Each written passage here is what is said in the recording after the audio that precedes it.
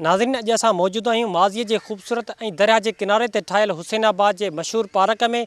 हीउ पार्क जेको आहे सो माज़ीअ में तमामु घणो मशहूरु रहियो आहे। मशहूरु इन करे रहियो आहे जो हीउ दरिया जे किनारे ते ठाहियो वियो ऐं हिते मुख़्तलिफ़ इलाइक़नि खां माण्हू अची मछी ऐं पलो खाईंदा हुआ, पर हिन वक़्तु इंतिज़ामिया जी लापरवाही सबबि हीउ पार्क ज़ुबून हालत जो शिकार थी वियो आहे। उन हवाले सां अचो त हितां जे मक़ामी रहवासियुनि सां ॻाल्हि ॿोल कयूं। ये असांजो हुसैनाबाद जो पार्क आहे ऐं 20,000 आबादी में हिकिड़ो ई पार्क आहे जिते असां हुसैनाबाद शहरी तादे तरफ़ां इहो सॼो जंग कटियोसीं, सफ़ाई कई।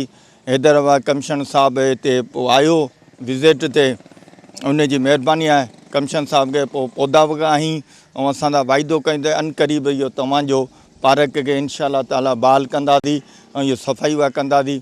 असां उन आसिरे में वेठा आहियूं, तक़रीबन 2-3 महीना थी विया आहिनि। असां वॾी रिक्वेस्ट था कयूं सिंध हुकूमत खे, बल्दिया जो वज़ीर आहे जेको असांजो आहे सिंध जो, उनखे आहे हैदराबाद कमिशन साहिब खे वॾी असां अर्ज़ु था कयूं इन ई मीडिया जे थ्रू त महिरबानी करे इन पार्क ते करोड़ रुपया ख़र्च थियल आहिनि, तॾहिं बावजूदि इहो पार्क ईअं ई लॻो पियो आहे, विरान लॻो पियो आहे। जी, किसी टाइम में ये पार्क बहुत अच्छा हुआ करता था। यहाँ जो है लोग जो है घूमने आया करते थे। अब जो है इस पार्क की हालत जो है बहुत खस्ता हो गई है। ये ज़िला इंतज़ामिया को चाहिए इसका काम करवाएं, इसकी मरम्मत करवाएं, ताकि जैसे लोग आया करते थे, जैसे घूमा करते थे, वैसे अब यहाँ घूमा करें। ये असांजो पार्क तमामु पहिरीं ख़ूबसूरत हूंदो, इन में 15-20 माली हूंदा, सरकारी निज़ाम हूंदो। उहो सरकारी निज़ाम जीअं बाला अफ़सरान नवां ईंदा विया ख़तमु थी वियो। हींअर असांजे विहण जे लाइ कुर्सी न आहे।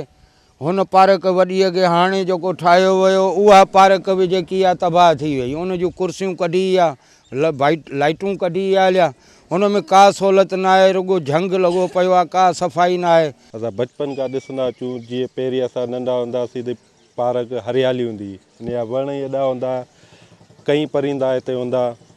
हाणे तव्हां ॾिसो था तव्हांजे अॻियां इन छा हालत थी आहे। असां कुझु महीना पहिरीं ई हिते वॾो जेको आहे न शहरी इतिहाद असां तंज़ीम ठाही, सॼो जेको बि जंगल आहे असां पाण हथनि सां बि कटियो, त मन को इंतिज़ामिया खे जेको आहे न ख़्यालु पए, एहसासु पए, इन पार्क खे जेको आहे न ठाहियो वञे, तरक़ियाती कयो वञे, सुठो लुक ॾियो वञे। हितां जे रहायसियुनि ज़िले इंतिज़ामिया खां इहो मुतालबो कयो आहे त हुसैनाबाद जे हिन पार्क खे पंहिंजी असुलु हालत में बहाल कयो वञे। कैमरामैन हुज़ूर वक़्त सां गॾु हसीब लतीफ़ी, अवामी आवाज़ TV, हैदराबाद। विज़िट कयो अवामी आवाज़ मीडिया ग्रुप जी वेबसाइट awamiawaz.pk।